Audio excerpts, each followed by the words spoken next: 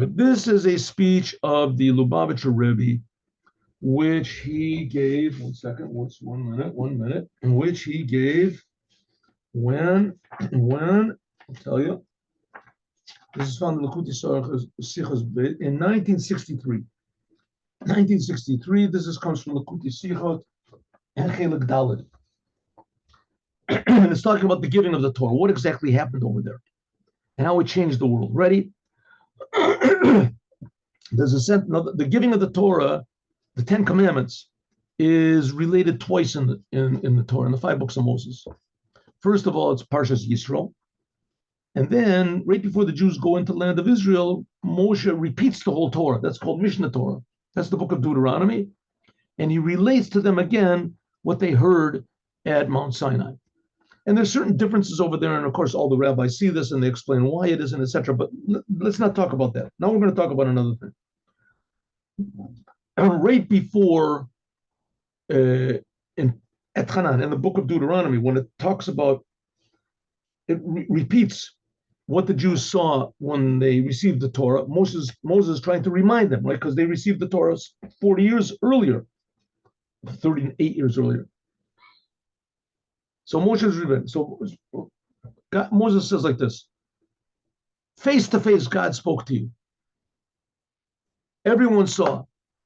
What do you see? Kol gadol below Yasaf.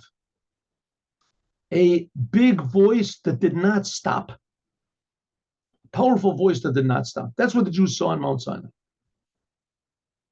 As their call from Aseres Devarim, that the sound, God's voice from the 10 commandments that he gave at Mount Sinai, is nit nifsak kavona. It never stopped.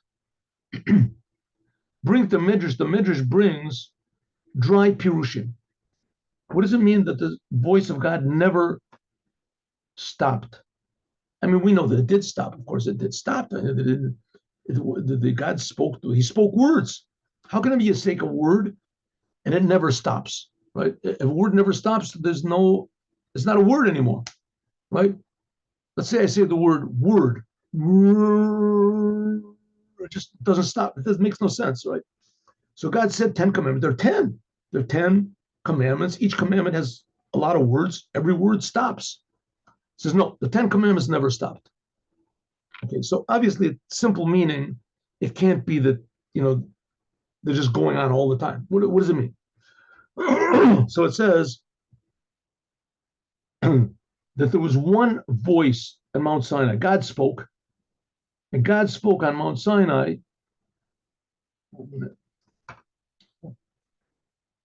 It was one voice, God speaking, but it was divided into 7 voices. And the voices, each one of them was divided into 10. So it came out to be 70. And not only that, each one was a different language. Their call is nit farblib, and the voice of God didn't remain just in how it's written in the Torah, in Hebrew, Lashon HaKodesh, nor eres arab kekumen. It came down into 7 voices, 7 different languages, and that subdivided into 70 more. In other words, it was relevant to all of mankind. And this actually happened again. It says that God commanded Moses to write down the Torah, to take rocks and to write down the whole Torah and translate it into 70 languages on these rocks. Right? And they put the rocks on before they across the Jordan River, and then the middle of the Jordan River. And then there's different opinions. Some people say they took the rocks from the Jordan River and they put them over in Har Gerizim or whatever. In any case, they wrote the whole Torah on rocks in 70 languages. Okay. That's a side thing. When God spoke the 10 commandments, as it divided up into 70 languages. In other words, that's what it means. It didn't stop. It didn't just stop at Hebrew. It went to all the languages. That's one explanation.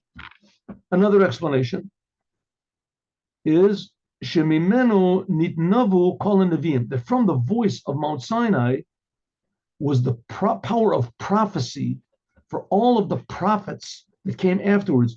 Their call, that sound, hat sich nit ois gelust be'es maisa. It didn't really stop at that time, nor erzieht sich ständig, but the voice is always somewhere in heaven. Das heißt, it means, as from them call, from the voice of God speaking on Mount Sinai, from Matan Torah, Dernach afterwards, Nizgala was revealed by means of the prophets and the wise men in the time of the Talmud, Bechol and every generation. So, in other words, anytime a Jew says words of Torah and they're genuine, if that Jew is genuinely devoted to God, as he gets inspiration from God, and the inspiration is that from that same voice that the Jewish people heard at Mount Sinai. Third explanation, Shalo haya lo bat kol. There was no echo. Nitkat kein weiter call. Eka, an echo. There was no echo. When God spoke the words, usually it bounces off of something. It bounces off the ground, a sand dune, whatever was in the desert. Here there was no echo. Nitkat kein weiter call. VS is by all the kolos like a normal voice, a normal sound. Every sound has the potential of echo. The Jewish people were standing there, something would bounce around, something. No, there was no echo. Okay. Says the Rebbe is going to say that, okay, the first two we can sort of understand. What's the big deal? It didn't have any echo. What's so amazing about that? And I want to take a short break. 1 second. Let's record. 1 second.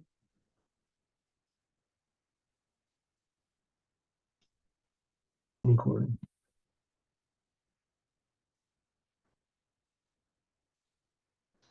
Okay, so what do we say? It says in the Torah that at Mount Sinai there was a big voice, a big sound, and it didn't stop. And we have three different interpretations of what that means. One is that it was divided into 70 languages for all mankind to hear. In other words, it wasn't just limited to Hebrew, to Lashon HaKodesh. It didn't stop at only Lashon HaKodesh, it went further. Another one is it didn't stop in time, that the sound of the God's voice at Mount Sinai, the holiness of it permeates through time. Time does not stop it, and that and it's accessible to all of the prophets and the wise men, the Chachamim, and the Perushim, whatever they come afterwards. It's available to them. And therefore, it's possible to say true words of Torah and get true insights into the Torah. And of course, the prophets all this prophesied the word of God even now. It's possible. Okay. The third one is there was no echo. The voice of God spoke, and anything it hit, it didn't bounce off. It permeated everything. Says the Rebbe, we have to understand. Mitvas drikt ois der dritter pirush. What is the purpose? How do we see any results from this third explanation? That there was no echo. As Loya Bas called it, there was no echo. The Groiskeit, the greatness,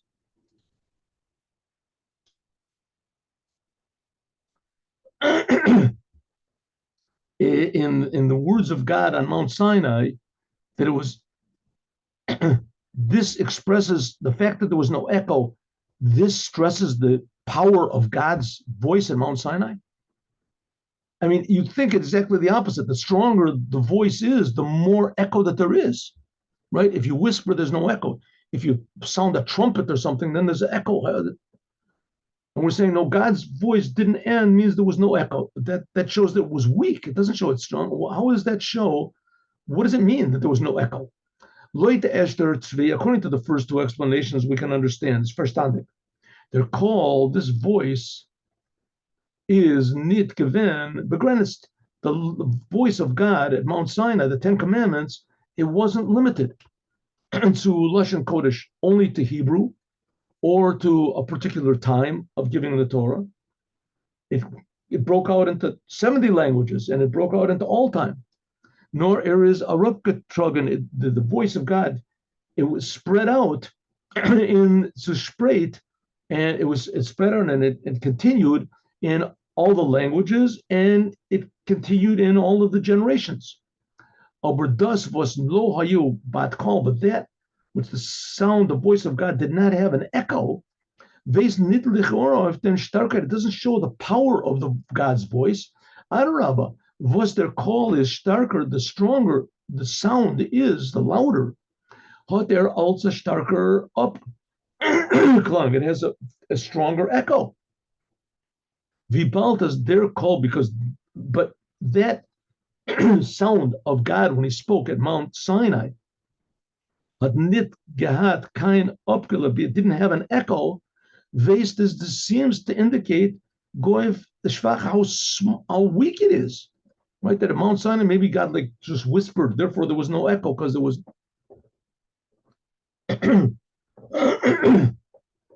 So why? What's the greatness of that? We also have to understand der Eibishter God macht doch nit kein Nes umsitz. God does not make meaningless miracles. God doesn't do things just to show off. Without any purpose. God does not make miracles without any purpose, without any. The 10 plagues, for instance, each one came to fix up a different aspect of Egypt, of the evil of Egypt. Right? That on Mount Sinai there was lightning and thunder. There was a purpose to each thing. What could possibly be the purpose of no echo? Und wie bald, and because that every voice, it has by nature an echo. When a kol gadol, and a loud voice has a bigger echo, is to lieb was hat da gedarft. Why did God make over here a change in nature? That God spoke a loud voice on Mount Sinai. Everybody agrees it was a loud voice. It says in the Torah, Kol Gadol, a big voice. It says Kol Gadol. Here, look, it says, where is that? Kol Gadol, a loud voice.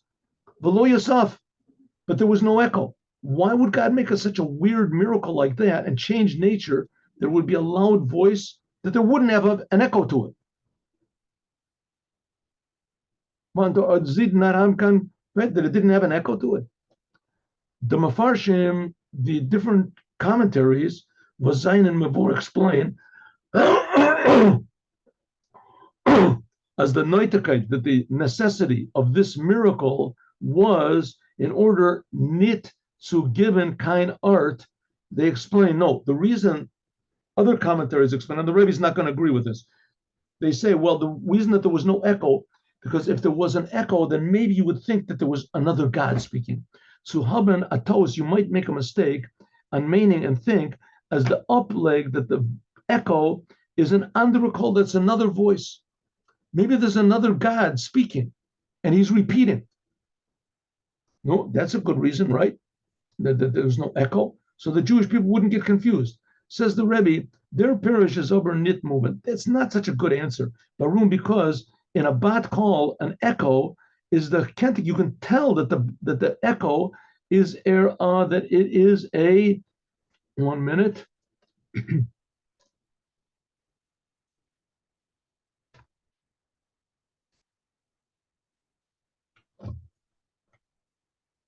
You can tell that an echo is an echo from them call a line, right? You hear clearly a voice, and immediately after you hear the echo.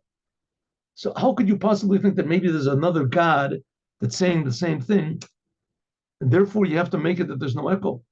Is in im heert men der selber Stimme, because you hear the same message as the first voice does, und the selber Wörter, and the same words as the first. So no one's going to think that if there was an echo at Mount Sinai, that there's another God, right? An echo always says exactly the same thing as the first, and usually it's a little bit weaker than the first one.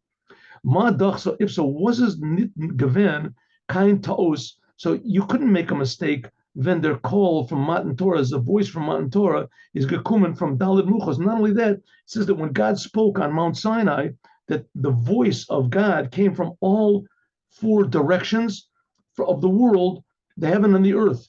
It says the sound of God, it came from every molecule of the world, screamed out the Ten Commandments. So the Jewish people wouldn't think that, well, maybe there's another God. They already heard it from their whole being, from all the Zeit and from all the times. At the same time, is doch geweest nicht schein zu chashish. There's definitely not what to worry that if there was an echo, you would think that there's another God.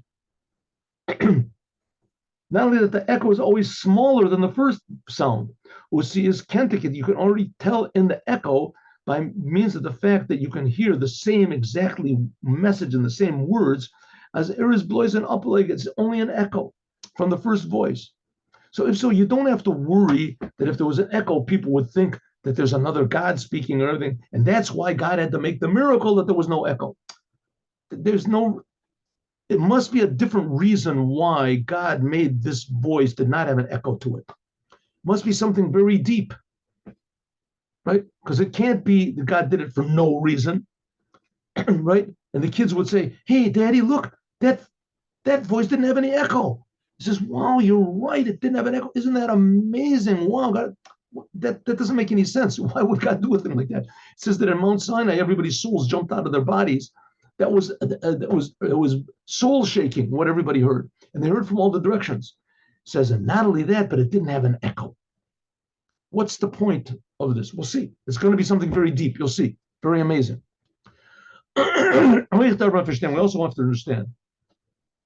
Torah, der zählt doch nicht stam kein sipurim. The Torah doesn't tell us just stories. Nor bechdei zu uplearn, only to learn from them something, a deep teaching in our service of God. Hut for a horror in avodas, was for a what type of a teaching, what type of a lesson can we learn to serve God better from this fact that there was no echo? What's it coming to teach us?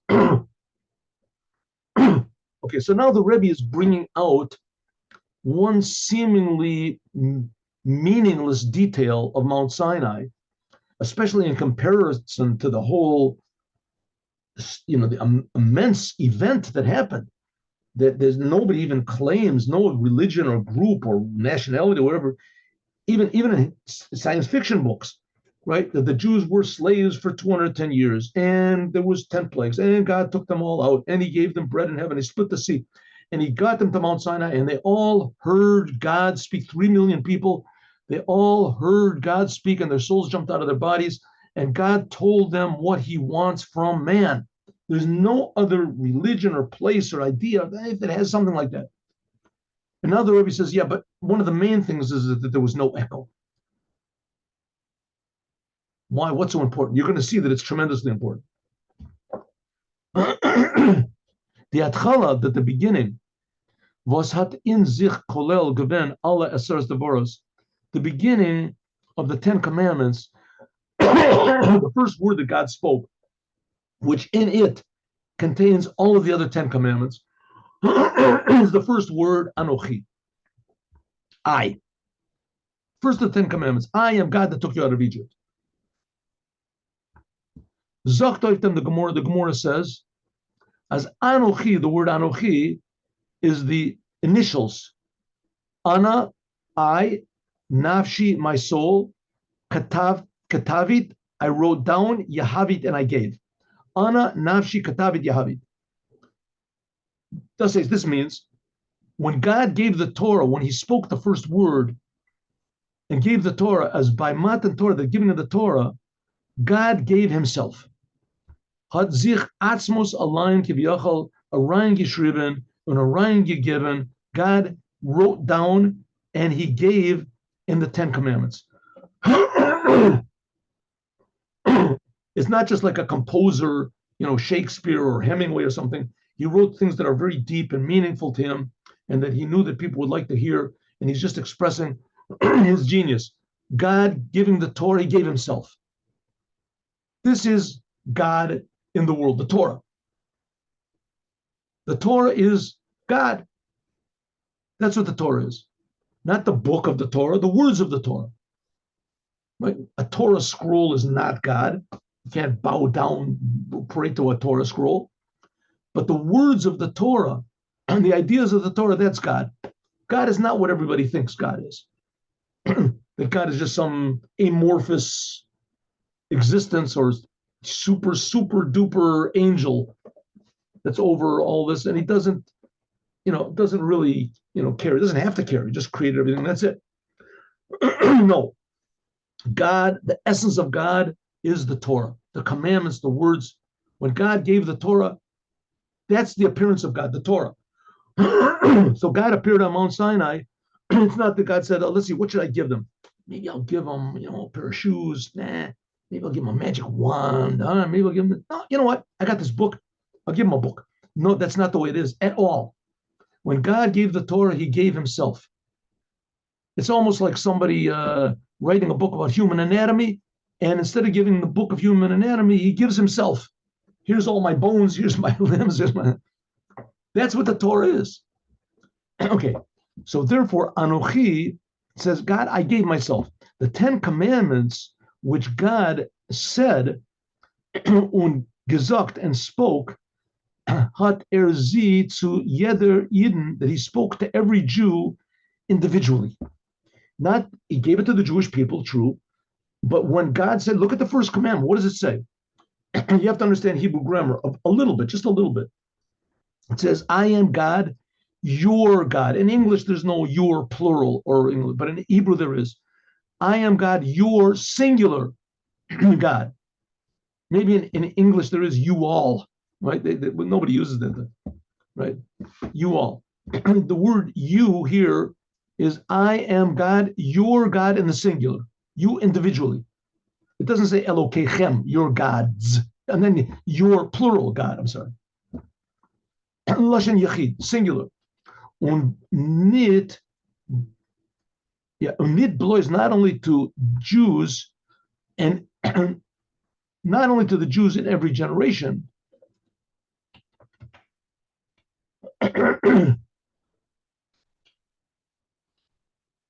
but like the rabbis say, as Arla Neshamas, all of the souls, Sai di Velka. No, I'm sorry. I made a mistake here. Not just the Jews in that generation. Yenim means that generation. Not just the Jews that were standing there at Mount Sinai received it, but also the Jews in all of the generations.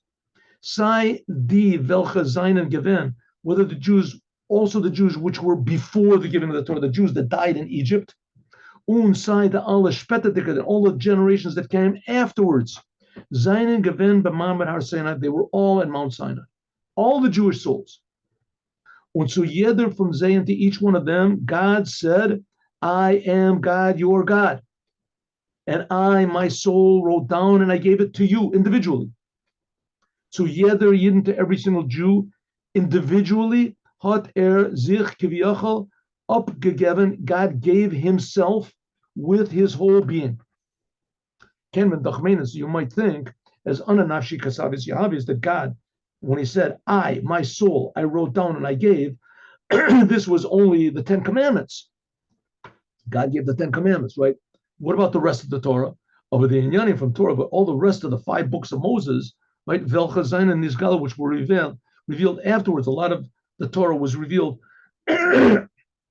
in the desert from the Ohel Moed, it says revealed, and Moses revealed the book of Deuteronomy right before the Jews went into Egypt. When Jews went into Israel.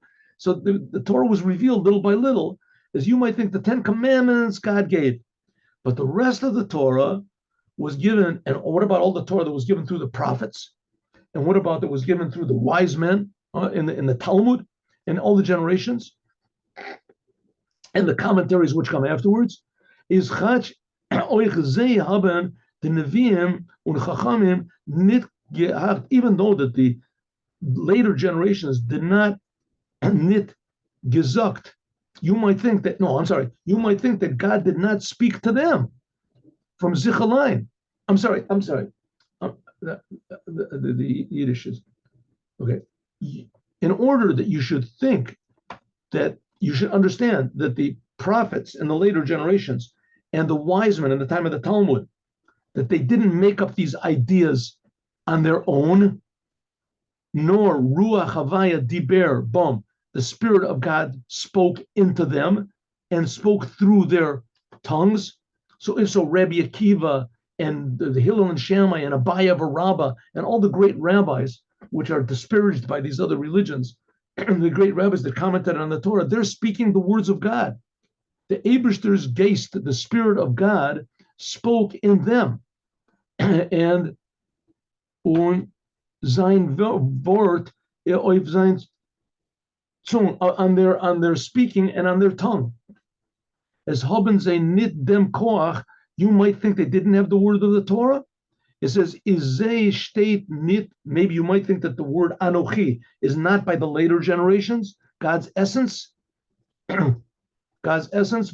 So, nor ze seinen Bedugmas wie die Tzivui was seinen Gewinn to the Avos by the father before Matan Torah. Maybe you might think it's no. Maybe that all the rabbis and the teachers, they're like the Abraham, Isaac, and Jacob. They didn't really hear God directly like on Mount Sinai. As they, and because they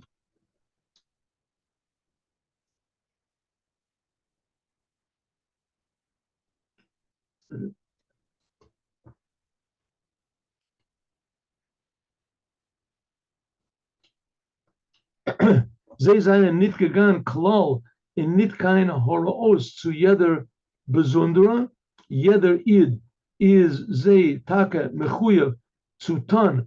Every Jew has to do, aber nor weil is a chilik from them klal, not only because he's part of the whole Jewish people, unit es is atzivoy miuchad jeder yachid.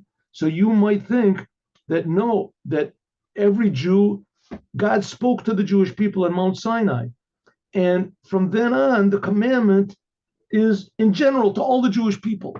Jewish people, not God is not speaking to me individually or to you individually.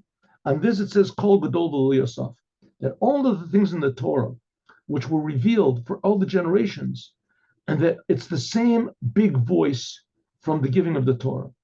The voice Anochi Hashem Elokecha L'Shen Yachid was the essence of God. It speaks to everyone. Is thus was is nit nisgala gavern by their navi, that which is revealed to the prophet and the wise man. Is erval because ad otosha lo nitna reshut litnavot. How can it be that God spoke to the Jews in Mount Sinai and prophets Isaiah and Yechezkel, they spoke like 1,000 years later? How can that be the same words? It says because the word of God extends and is for all time to all the prophets. It's the same exact words that God spoke then are eternal. Eternal. Why did it take so long? Because everything has its time to be revealed. Eight l'kol chayfetz, like it says. Yeder inyan, everything in Torah has the time when it has to be revealed. Has to reveal the voice of the giving of the Torah. The Zelbrit's also the same thing. What's called Gadol, as their call from Matan Torah is detailed, is given, is divided into 70 languages. Okay, so the Rebbe says like this: we have three explanations what it means that when God spoke, there was a big voice, and it was not divided up. One of them is that it didn't have an echo. That makes no sense, says the Rebbe. Okay, but the other two do make sense. One is that the voice of God continues to the prophets, and it was spoken in singular, that every single prophet heard the words of every single prophet and every great rabbi.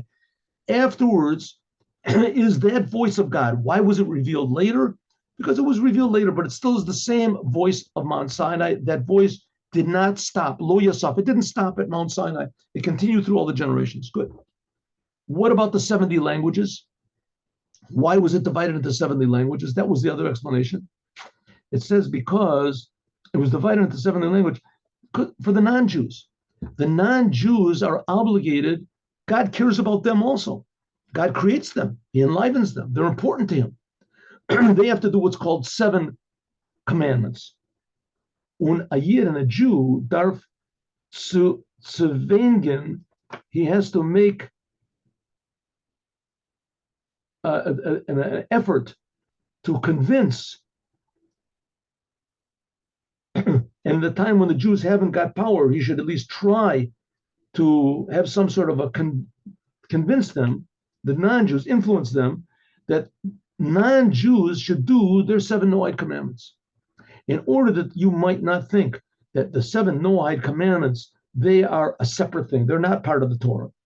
Was hat nit zutan, which has no connection to the giving of the Torah. So the Torah says, no, kol gadol v'lo yasaf. It was a big voice and it never stopped.